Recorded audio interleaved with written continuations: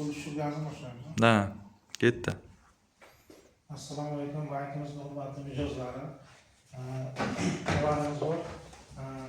Ancha vaqtdan beri biz mijozlarimiz bilan bank mijoz o'rtasidagi bizning suhbatlarimiz asosan 3 yil tajribasi negizida sizlarga bir masalalarni qiynab kelayotgan muammolar shular bo'yicha uchrashuv o'tkazib kelamiz. Bugungi uchrashuvimizdan shu navbatdagisi hisoblanadi.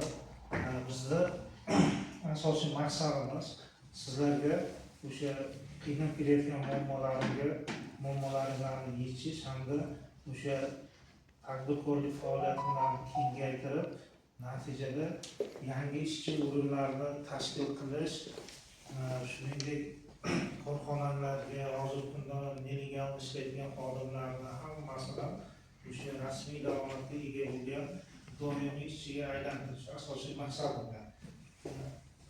Hozir bankimizda biz sizga sanab o'tilgan produktlari bo'yicha, mahsulotlari bo'yicha sizga qanaqa muammo yoki qanaqa kreditlar kerak biz tomonimizdan shunaqa masalalar bo'lsa, hech qanday tortinmasdan bemalol bizni murojaat qilishingiz mumkin. Hozir masala bo'lsa, bemalol aytishim mumkin.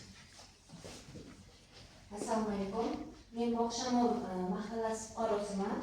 Menga poligrafiya yo'nalishi bo'yicha sex ochmoqchiman. Shunga kreditlar ajratib bera olasizlarmi?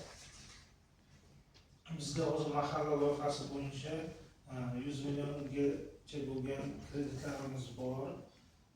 Bu siz xohlasangiz 50 million, xohlasangiz 100 million, xohlasangiz 500 million shu bo'yicha faoliyatingizni kengaytirish uchun bemalol biz ajratib bera olamiz. Siz hozir bugun rasmiy tarzda bizga arizangizni amal qilasiz. Biz sizni arizangizni olib, bugun o'ziga sizga qancha kerak ehtiyojlaringiz uchun 100 millionni, 50 millionni, 200 millionni aytsangiz, shunga qarab bugun o'ziga sizni masalangizni javob qilib beramiz.